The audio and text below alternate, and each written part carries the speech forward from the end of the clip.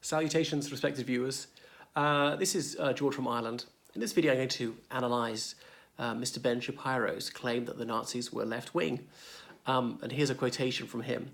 Of course, Hitler was left-winger. He redistributed wealth. He shut down businesses. The argument that Hitler was right-wing is ridiculous and historically ignorant.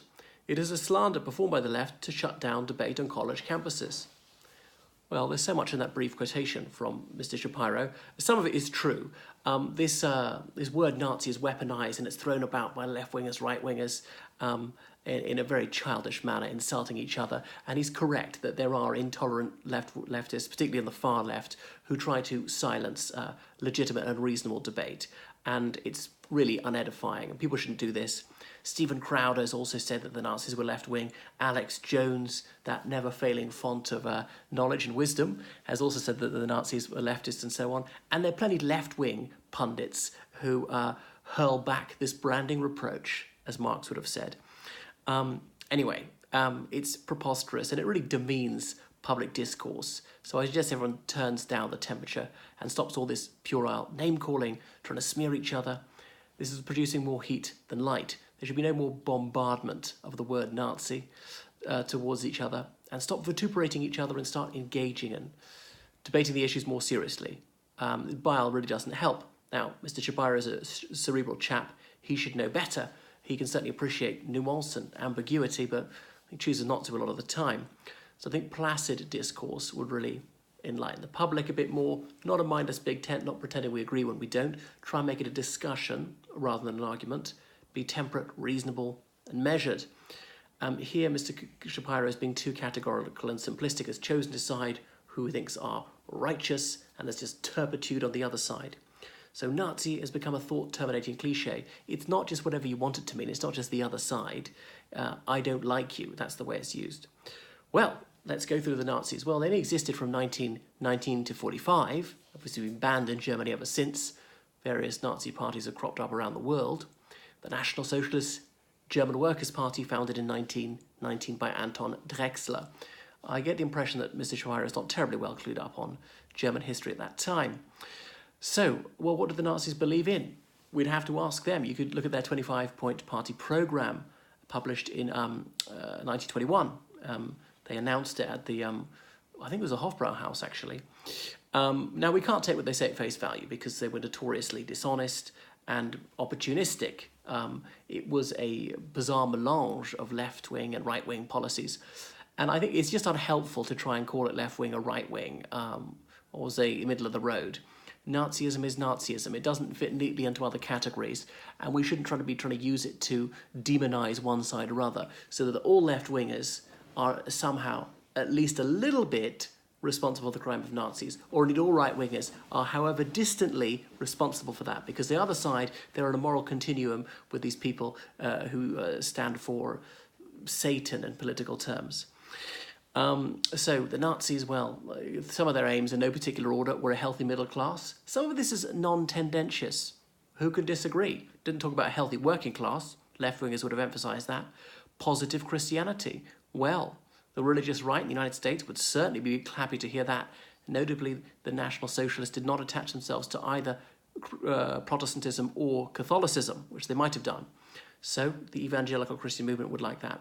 Revanchism, the Nazis were into that, taking revenge on countries that defeated them in the First World War, particularly France. Expansionism, getting more land, especially in Eastern Europe. Well, there's certain hawkish parties around the world, usually viewed as more right-wing ones. The cancellation of the Treaty of Versailles. So Nazism has to be understood really in its context. It's very much overshadowed by the First World War, by the Treaty of Versailles, by the restrictions imposed on Germany and its loss of land. Anti-Semitism was there, the expulsion of all Jewish people who'd entered Germany since the 1st of August 1914, as in the outbreak of the First World War for Germany. So that's kick out the immigrants, even if they become citizens, kick them out.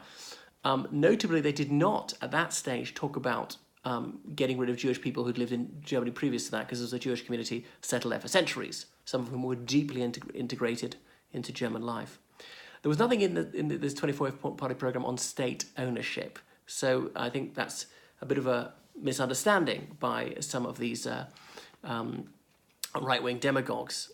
They do say there should be abolition of incomes unearned by work, which could be stock market speculators, rentiers, things like that, people who just inherited a huge amount of wealth.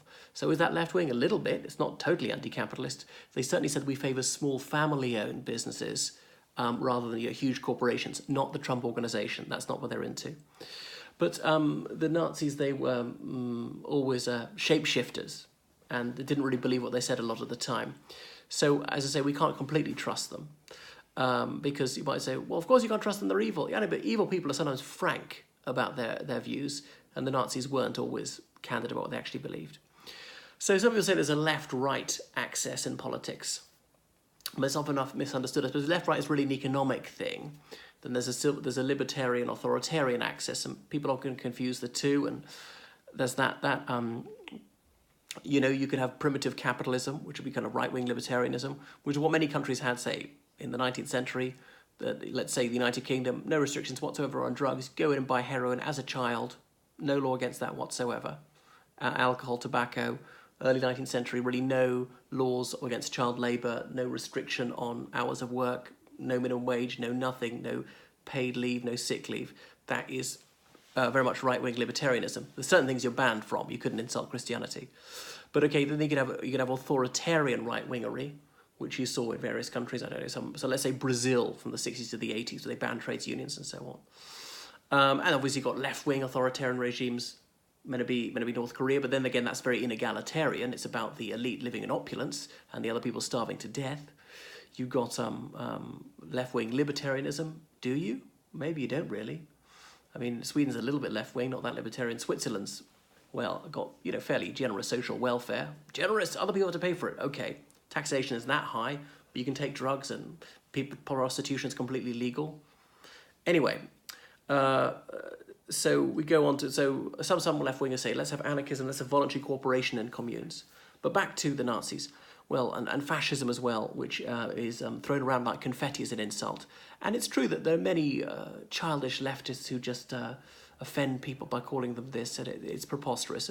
Don't devalue it. As Stephen Crowder would say, don't be the boy who cried wolf, because the one really will come along, and no one will believe you, even when you're telling the truth. So Mussolini invented fascism, and he defined that. Everything inside the state, nothing outside the state. That makes him a left-winger. He invented the word totalitarianism.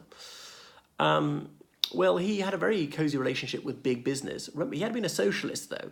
So a lot of these people are just jumping on the bandwagon, Mussolini and Hitler, and don't have a well-thought-through political philosophy. They don't have bedrock beliefs that much. Egomaniacs, megalomaniacs, militarists, I suppose.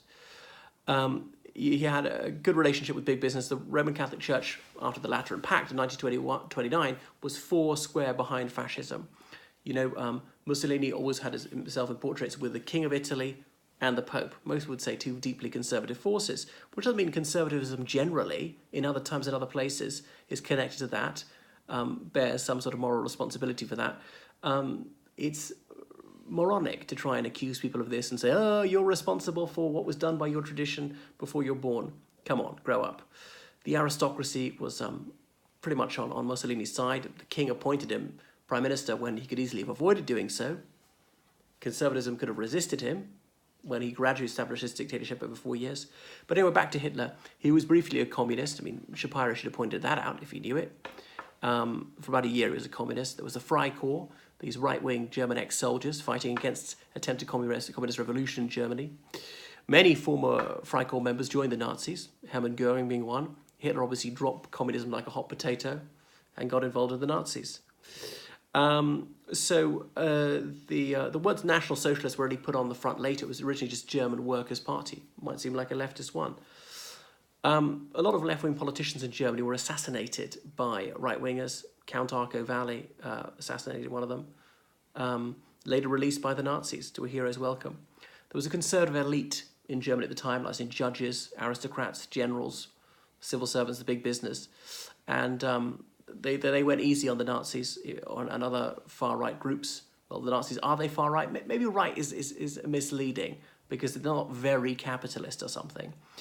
And that's why the Nazis and, let's say, other ultra-nationalists tended not to be prosecuted so much, so often, or not sentenced such long sentences. And that's why Hitler, after his Beerholt Putsch, in which 16 people were killed, was given the minimum possible sentence, 5 years, and it was fortress confinement. It wasn't even imprisonment, let out after 9 months, lived in almost luxury in prison.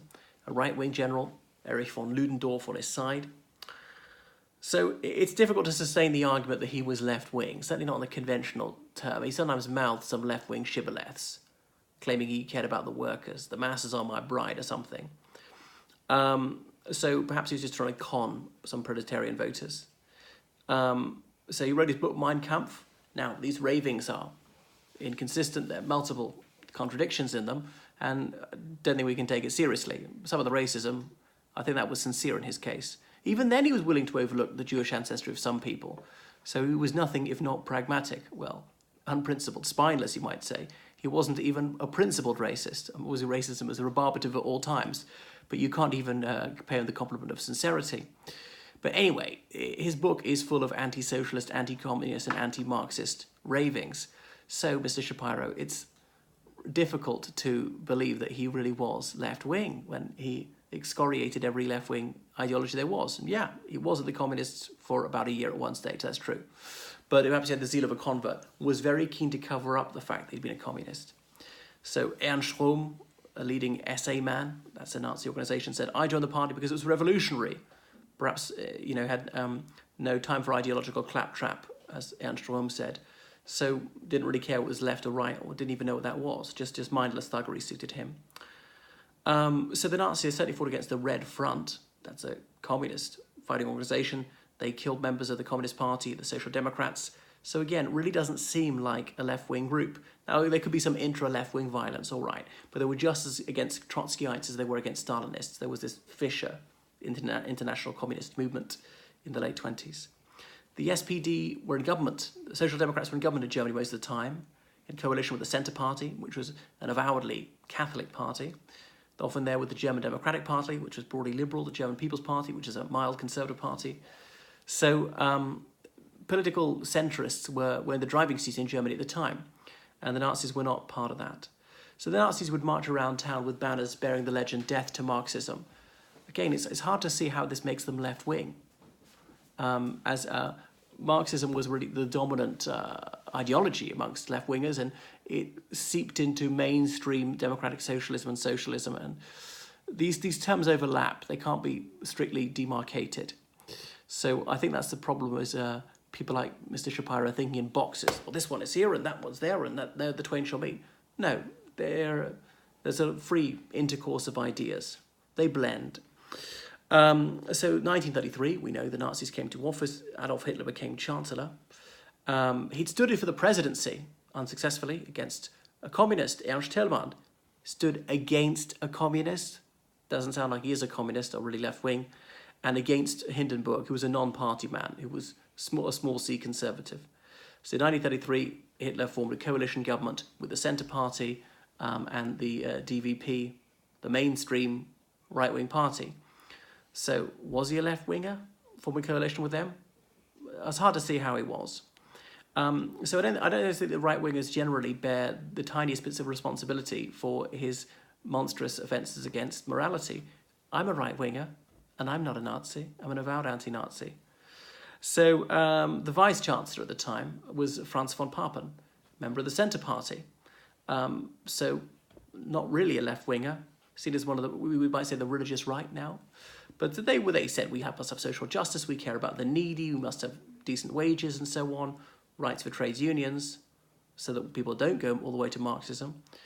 So again, a teensy bit left-wing, not really left-wing.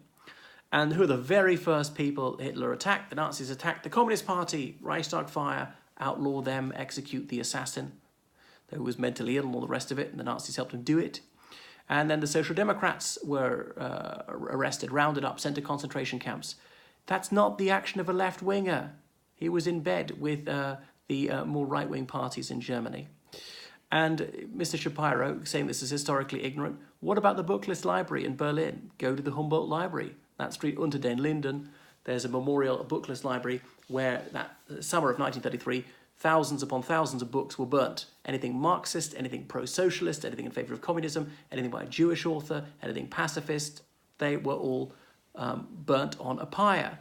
That's not what a left-winger would do, and that's not what a decent right-winger would do either. So please, let's stop and think, and let's stop just insulting each other. Aren't we above that, the language of the playground? Instead of trying to use this word to beat each other over the head.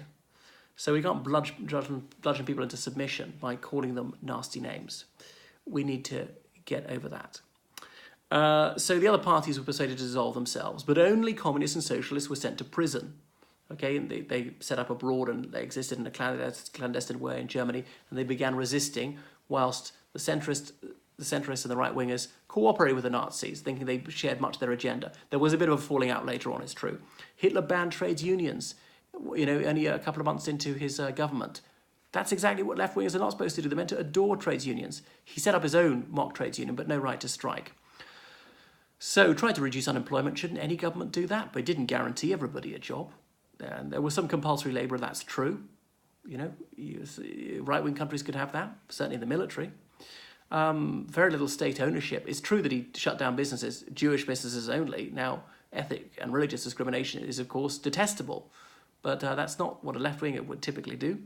And a good right-winger wouldn't do that either. Almost no right-winger would do it. So Nazism should be understood in its own terms instead of trying to label it left or right.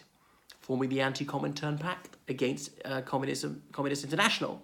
So again, and communism was perhaps the dominant left-wing school of thought at the time. So how can he be a left-winger when he was such a sworn enemy of communism, when he so viciously persecuted socialists?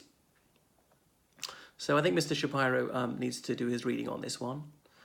He's above this, he's cleverer than this, and he shouldn't be just descending to the level of a shock jock by mouthing off these really rather childish insults which demean him and do nothing to further his cause.